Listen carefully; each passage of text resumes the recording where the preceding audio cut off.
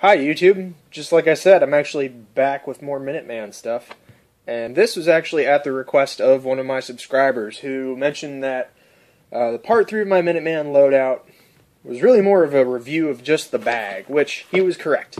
It turned out really just to be a pure review of the bag. I had a couple videos I wanted to try and get out of the way, and I thought I could do it in one shot. It included a review of the Kriega bag and also of my Minuteman loadout, but it wound up leaving out what goes in the bag. And one of my subscribers said they really want to see what goes into my bag. So I'm here to deliver. We're going to start with an empty bag, and we're going to fill it as we go to show you just what you can put in here. So if I was going to be out for a few days, having to spend the night either in the woods or in unfriendly places to sleep, I would need some kind of sleep system. And this is my basic, just kind of any situation sleep system. It's good for lots of situations. This is the military modular sleep system, and at least it's the first two parts. It is the outer Gore-Tex bivvy, and then also stuffed inside of here I have the green bag, which is good to about 30 degrees, and then with the bivvy you get an extra 5 to 10 degrees of warmth, so it'd be good below freezing. And especially if you're wearing clothing, I've slept in this thing in 25-degree weather, just these two bags with a pair of jeans and a t-shirt on, and was more than comfortable.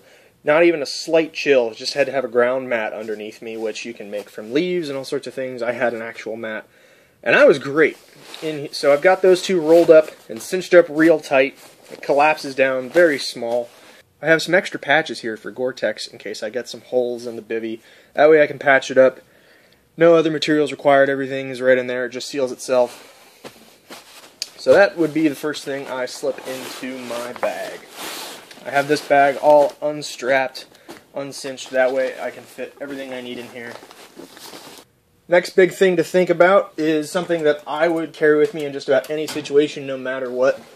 And this is kind of my ditch bag. It was an old map bag from military surplus. I got it at a flea market for $4, and it was in like hardly used condition at all. I used to carry this with me when I went to college.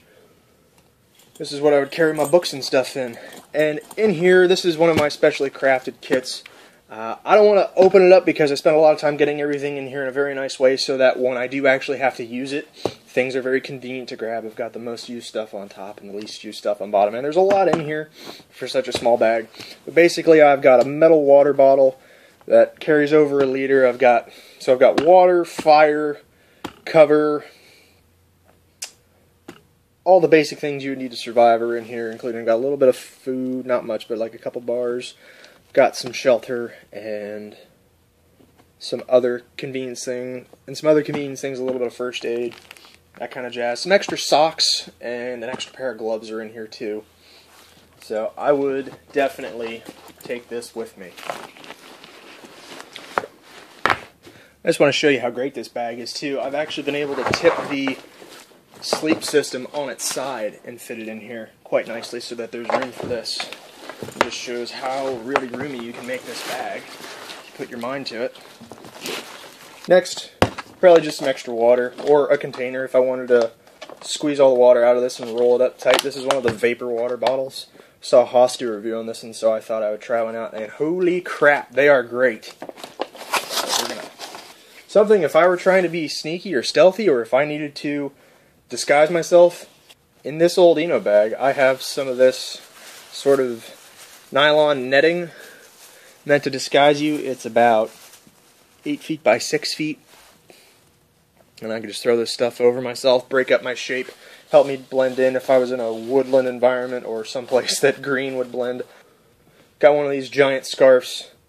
One of the military ones, or at least it's a copy of the military one, and it's about 3 feet by 3 feet. Really great, lots of uses. Something I got at a gun show but has multiple functions is this boat smoke. This is the kind of stuff that you keep on lifeboats to signal yourself. You could signal for help. Also, you could use this as defensive smoke if you needed to create some kind of diversion or make it difficult to see you escape. Yeah, it's a bit big. It's not as conveniently sized as a smoke grenade. But really, this was affordable. This was easily accessible. It's easy to use. You just unscrew the top and pop the tab, and you got a lot of smoke. Something I think is very important is a good jacket. And this is, I just call this my Minuteman Jacket. It's a Vans jacket, but it's super thick, almost canvas-like material. It's very thick, very dense. I wore this for a long time, and it didn't really see much wear except on the flap. So I sewed that up with some bank line all up the side. Fixed any issues there, and it also looks kind of cool. But this is a pretty big, thick coat. It's got like some kind of cotton drilling lining in it too, so it gives it just a little bit more warmth. You get a little more dead air space. It's pretty decent when it rains. Since it's so thick, it really takes a lot of rain before it starts getting noticeably wet. It has to pass through that second layer. So all in all, good jacket. I'm actually going to wax this jacket eventually here, and I'll probably do a video on that because I'm going to make my own jacket wax out of some beeswax and other products. So I'll do a video on that because that's going to be fun. I'm making some adjustments. I'm actually going to put the scarf and the camouflage in one of these front pockets. Also, the way I'm doing this is important because a lot of times if you get surprised or there's some kind of disaster or anything, you need to get to action really quick. You're going to have to assemble these things immediately, so you got to think really, really hard but really, really quickly about what you're going to bring with you and how you're going to pack it if it's not already packed. Something else I think is important is a good way to see far distances. This is actually a scope, and if I wanted to, I could mount this on my AR. I choose not to just because I don't want to have something that's sort of fragile and bulky, and also this gets in the way of my iron sights. In fact, I have to take my rear iron sight off for this to have appropriate eye relief. I just keep this separate because it works as a pretty good, because it works for seeing at very, very far distances. It was a scope that I just got off of a friend. I traded him a very large knife for this, and so it didn't really cost me anything. That's pretty cool. I'm going to get a riser so that I can have this the appropriate height on my rifle, so that maybe one day it will integrate with my iron sights. But anyway, this guy would definitely come with. A few other important things. Some extra ammo. Here's some extra AR mags and a nice little ammo carrier, and they fit right up in here. Also, some pistol ammo. I've got a box of 100 in here. I got an extra magazine. Right in the rain pad. Important documents, anything. Can map, navigate. I have a compass in here too. Very thin compass. That'll help you get around safely. And then lastly, the thing I think about would be food. And I would use this extra Krieger bag, which I showed in my review. Stuff this full of food because you can attach it on the outside and have as much as you want. It doesn't get in your way. It doesn't have to take up any more space in here. I'll keep things like probably some Mountain House meals, anything dehydrated, something easy, canned soup even. I use this sometimes when I'm camping. I'll put food in here because this is just a great bag. It doesn't have to go only with your Krieger bag. But you can keep all sorts of kinds of food in here. Cinch it up tight, strap it on here modularly, and then when you're done, when it's empty, you can use it if you really want. You can use this for water collection because it's got the dry bag inside, and you can fill that with water. Hey! Holy crap!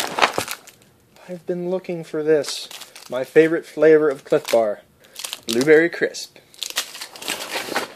So that's pretty much what goes inside my resupply bag. That's just a basic rundown of some things I would throw in there. Again, missions are situation dependent, so different situations call for different things you need in your resupply bag. If you're going to be out for longer periods of time, you're going to need much more food.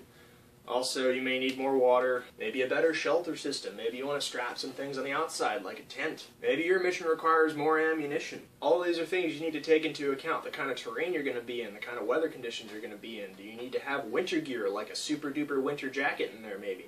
Either way, you don't want to wear yourself down too much, but like I said, this Krieger bag is really good at displacing the weight. Also, the pad system in the back is so nice. I've probably got over 20 pounds of stuff in here right now, and it's just easy breeze. I've spent a lot of time hiking, and especially carrying heavy loads like 30 to 40 pounds. So this would be a piece of cake. I don't know about running in it so much. I've definitely spent a lot of time walking up mountains with stuff like this. But you definitely want to make sure you're in shape and you can do something like walk 5 miles in a day. 10 miles in a day is even better. But start with 5 miles. That's a good distance to be able to walk, especially through mountainous terrain. So thank you to my subscribers for watching. If there's a video you want to see me make, please let me know. I'm always open to suggestions. I like requests. This video was a request and I decided to fulfill it as best I could. I definitely rushed through it a bit, but I promised that I would make it in my next video. So I wanted to follow through on that. Tell me what's in your Minuteman loadout. Tell me what things you'd throw in an assault pack. I know this wasn't comprehensive. I'm probably missing some things. But these are the real items that I have at hand that I would definitely take with me. So, be prepared, have fun, and keep watching and educating yourselves. And I'll make another video here after I get back from the mountains. Thanks for watching.